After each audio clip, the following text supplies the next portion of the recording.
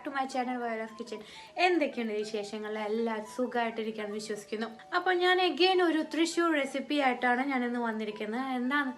എന്താണെന്നല്ലേ, തൃശ്ശൂർ സ്റ്റൈൽ കിണ്ണത്തപ്പമാണ് ഞാനിന്ന് ഉണ്ടാക്കുന്നത്. വളരെ സോഫ്റ്റ് ആയിട്ടുള്ള ഒരു കിണ്ണത്തപ്പമാണ് ഇത്. നമ്മൾ വായിൽ വെച്ചാൽ തന്നെ അലിഞ്ഞു പോകും, അത്രയും ടേസ്റ്റിയുമാണ് ഇത്. വളരെ സിമ്പിൾ റെസിപ്പിയാണ്. പ്രത്യേകിച്ച് ഇൻഗ്രീഡിയൻസ് കാര്യമായിട്ട് ഒത്തിരി ഇൻഗ്രീഡിയൻസോ അതേപോലെ തന്നെ ഒത്തിരി പണികളോ ഒന്നുമില്ല. അത് വളരെ എളുപ്പം ഉണ്ടാക്കിയെടുക്കാവുന്ന ഒരു കിടിലൻ 4 മണി പലഹാരമാണിത്. 4 മണിക്ക് മാത്രമല്ല കേട്ടോ, എപ്പോൾ വേണമെങ്കിലും നമുക്കിത് കഴിക്കാം. അപ്പോൾ നമുക്ക് ഡീറ്റെയിൽ ആയിട്ട് അറിയാനായിട്ട് നമുക്ക് വീഡിയോ കാണാം. കിണ്ണത്തപ്പം ഉണ്ടാക്കാൻ വേണ്ടിയിട്ട് ഞാൻ ഇവിടെ എത്തിയിരിക്കുന്നത് 1 കപ്പ് പച്ചരിയാണ്. ഞാനിവിടെ പൊന്നിയുടെ പച്ചരിയാണ് എടുത്തിരിക്കുന്നത്. അത് ഞാനൊരു 3-4 മണിക്കൂർ സോക്ക് ചെയ്യാൻ വെച്ചിട്ടുണ്ടായിരുന്നു. ഇത് സോക്ക് ചെയ്ത് ഡ്രെയിൻ ചെയ്തിട്ടുള്ള പച്ചരിയാണ്. ഞാനിത് ഒരു മിക്സിക്കകത്ത് ഇടുവാണ്.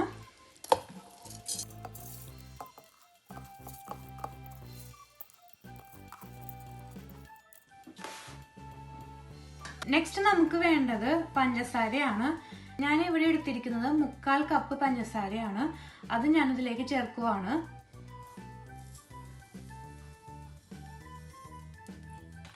പിന്നെ വേണ്ടത് തേങ്ങാപ്പാല്. നല്ല കട്ടിയുള്ള തേങ്ങാപ്പാലാണ് നമുക്ക് വേണ്ടത്. ഞാനിവിടെ 1.5 കപ്പ് കട്ടിയുള്ള തേങ്ങാപ്പാലാണ് എടുത്തിരിക്കുന്നത്. അതും ഞാൻ ഇതിലേക്ക് ഒഴിക്കുവാണ്.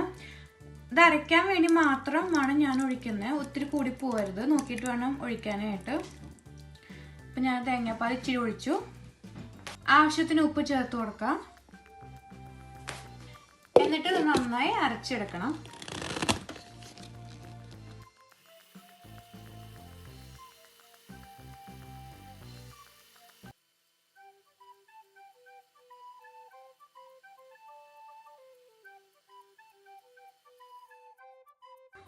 നമ്മൾ തുറന്ന് നോക്കുവാണ്. നന്നായിട്ട് അടിച്ചു വന്നിട്ടുണ്ട്. നമുക്കിനി ഒരു പാത്രത്തിലേക്ക് മാറ്റാം. നമ്മളിപ്പോൾ കിണ്ണത്തപ്പത്തിനുള്ള ബാറ്ററി അരച്ചിട്ടുണ്ട്. ഇനി നമ്മളിതൊന്ന് അരിച്ചെടുക്കുവാണ്. നല്ല നൈസായിട്ട് കിട്ടാൻ വേണ്ടിയിട്ടാണ് നമ്മൾ അരച്ചെടുക്കുന്നത്. അപ്പോൾ അതിന് വേണ്ടി ഞാനിതുപോലെ ഒരു അരിപ്പ എടുത്തിട്ട് ഞാൻ അരിച്ചെടുക്കുവാണ്. നല്ല സോഫ്റ്റായിട്ട് കിട്ടാൻ വേണ്ടിയിട്ടാണ് കേട്ടോ ഇത് ചെയ്യുന്നത്. അപ്പോൾ ഇതിങ്ങനെ അരച്ചെടുക്കുവാണ്. നല്ല സോഫ്റ്റായിട്ട് കിട്ടാൻ വേണ്ടിയിട്ടാണ്. ഇച്ചിരി സമയം എടുക്കും, പക്ഷെ എന്നാലും കുഴപ്പമില്ല, നല്ലതാണ് ഇങ്ങനെ ചെയ്യുന്നത്.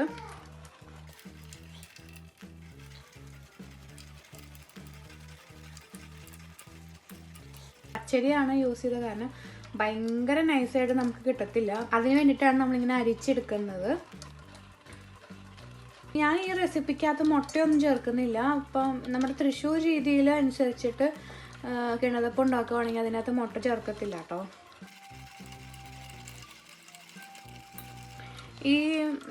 ഞാനിപ്പോൾ എടുത്തിരിക്കുന്ന അരിപ്പ ഭയങ്കര ഫൈനായിട്ടുള്ള അരിപ്പയാണ്. ചായയൊക്കെ സ്ട്രെയിൻ ചെയ്തെടുക്കാനായിട്ടുള്ള അരിപ്പയാണ്. അത് കാരണമാണ് ഇങ്ങനെ പയ്യെ പോകുന്നത് കേട്ടോ. ഞാനിതിന് മുന്നേ 2 തൃശ്ശൂർ റെസിപ്പീസ് ഇട്ടിട്ടുണ്ടായിരുന്നു കേട്ടോ. ഒന്നാമത്തെ റെസിപ്പി എന്ന് പറയുന്നത് നമ്മുടെ തൃശ്ശൂർ സ്റ്റൈലിൽ മീൻകറിയാണ്. അപ്പോൾ അത് ട്രൈ ചെയ്തിട്ടില്ല എന്ന് വെച്ച് കഴിഞ്ഞാൽ എന്തായാലും നിങ്ങളത് ട്രൈ ചെയ്തണം. പിന്നെ അതേപോലെ തന്നെ ഞാൻ തൃശ്ശൂർ സ്റ്റൈലിൽ കോഴിക്കോട്ട ഉണ്ടാക്കിയിട്ടുണ്ട്. അതും ട്രൈ ചെയ്തിട്ടില്ല എന്ന് വെച്ച് കഴിഞ്ഞാൽ അതും ട്രൈ ചെയ്യണം. അതിൻ്റെ ലിങ്കൊക്കെ ഞാൻ താഴെ കൊടുക്കാം കേട്ടോ. അപ്പോൾ നിങ്ങൾക്ക് ഈ വീഡിയോ കണ്ടു കഴിഞ്ഞിട്ട് നിങ്ങൾക്കത് കാണാം.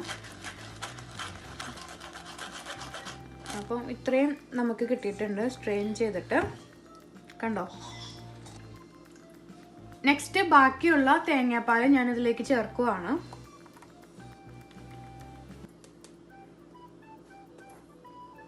പിന്നെ ഞാൻ ഒരു 1/4 ടീസ്പൂൺ ജീരകം ചേർത്ത് കൊടുക്കുന്നുണ്ട്.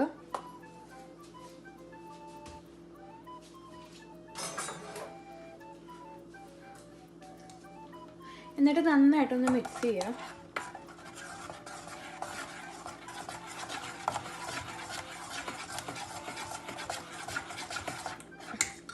അപ്പം നമ്മുടെ കിണ്ണത്തപ്പത്തിൻ്റെ ബാറ്റർ റെഡി ആയിട്ടുണ്ട്. ഇനി നമുക്കിത് എങ്ങനെ ഉണ്ടാക്കിയെടുക്കാൻ നോക്കാം. ഇത് കുക്ക് ചെയ്തെടുക്കാനായിട്ട് ഞാനൊരു പാത്രം, ഒരു ഫ്രൈ പാൻ എടുത്തിട്ടുണ്ട്. അതിലേക്ക് ഞാൻ കുറച്ച് വെള്ളം ഒഴിച്ച് വെച്ചിട്ടുണ്ട്. എന്നിട്ട് ഞാൻ ഇതുപോലത്തെ ഒരു തട്ട് വെച്ച് കൊടുക്കുവാണ്. നിങ്ങൾക്ക് വേണമെന്ന് വെച്ച് കഴിഞ്ഞാൽ ഇഡ്ഡലി തട്ട് യൂസ് ചെയ്യാം. ഇത് വെള്ളം മുറിയിലേക്ക് കയറാതിരിക്കാൻ വേണ്ടിയിട്ടാണ് ഞാൻ ഈ തട്ട് വെച്ച് കൊടുക്കുന്നത്. അപ്പം നിങ്ങളുടെ കയ്യിൽ ഇപ്പോൾ ഇഡ്ഡലി തട്ടുണ്ടെന്ന് വെച്ച് കഴിഞ്ഞാൽ അത് യൂസ് ചെയ്യാം. അല്ലെങ്കിൽ ഇതുപോലെ വട്ടയപ്പത്തിൻ്റെ തട്ട് കിട്ടും. ഇപ്പം 3 വട്ടയപ്പം ഒറ്റയടിക്ക് നമുക്ക്, അല്ലെങ്കിൽ കിണ്ണത്തപ്പം ഒറ്റയടിക്ക് ഉണ്ടാക്കിയെടുക്കാം. അങ്ങനത്തെ തട്ടും നമുക്ക് കിട്ടും, അതും യൂസ് ചെയ്യാം കേട്ടോ.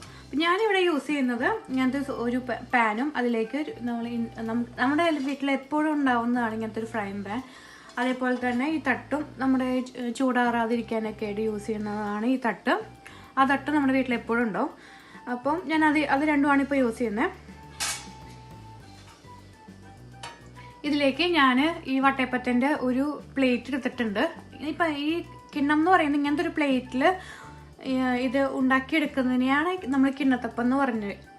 അപ്പം ഞാനിത് ഗ്രീസ് ചെയ്തിട്ടുണ്ട്. വെളിച്ചെണ്ണ വെച്ചിട്ട് നന്നായിട്ട് എണ്ണ തൂക്കിയെടുത്തിട്ടുണ്ട്. ഇതിലേക്ക് നമ്മുടെ ബാറ്റർ ഒഴിക്കാം.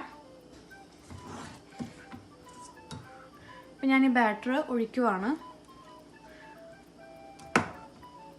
നല്ല നൈസായിട്ട് നമുക്കിത് കിട്ടാനായിട്ട് നമ്മൾ ഇച്ചിരി ഒഴിക്കാവോ, കണ്ടോ, ഒരു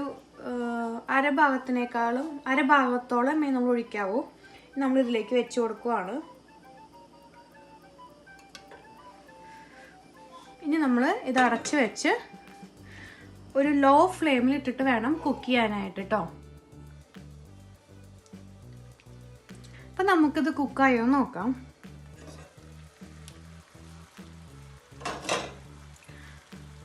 ഇപ്പം നന്നായിട്ട് കുക്കായി വന്നിട്ടുണ്ട്, കണ്ടോ, എല്ലാ ഭാഗവും നന്നായിട്ട് കുക്കായിട്ടുണ്ട്. ഇനി നമുക്കിത് തീ ഓഫ് ചെയ്യാം. ഇനി നന്നായിട്ട് തണുത്തതിന് ശേഷം നമുക്കിത് സെർവിങ് പ്ലേറ്റിലേക്ക് മാറ്റാം കേട്ടോ. അപ്പോൾ നമ്മുടെ കിണ്ണത്തപ്പം വളരെ നന്നായിട്ട് കിട്ടിയിട്ടുണ്ട്. ഇനി നമുക്ക് ഇതുപോലൊരു ബട്ടർ നൈഫ് വെച്ചിട്ട് നമുക്കിത് കട്ട് ചെയ്തെടുക്കാം. അപ്പോൾ അരികൊക്കെ കണ്ടോ, ഈ അരികൊക്കെ വിട്ട് പോന്നിട്ടുണ്ട്. അതിനർത്ഥം ഇത് കറക്റ്റായിട്ട് വെന്തോ എന്നാണ്. അപ്പോൾ നമ്മൾ ഒന്നുകൂടി കട്ട് ചെയ്തെടുക്കുവാണ് കേട്ടോ.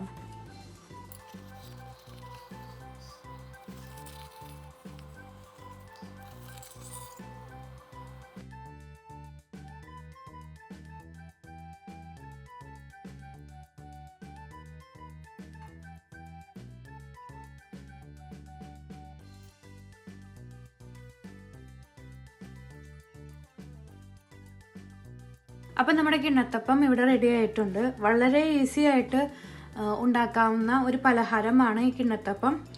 വളരെ സിമ്പിളാണ്. ഇതിനകത്ത് പ്രത്യേകിച്ച് ഇൻഗ്രീഡിയൻസ് ഒന്നുമില്ല. നമ്മുടെ വീട്ടിൽ എപ്പോഴുള്ളതാണ്. പച്ചരി ഉണ്ടാവും, പിന്നെ ഇച്ചിരി മധുരം, പിന്നെ ഉപ്പ്, പിന്നെ തേങ്ങാപ്പാൽ.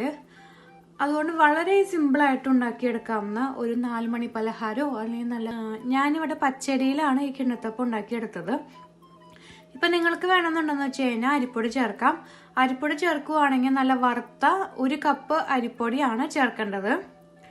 അപ്പം വളരെ സിമ്പിളാണ് ഇത് ഉണ്ടാക്കാനായിട്ട്.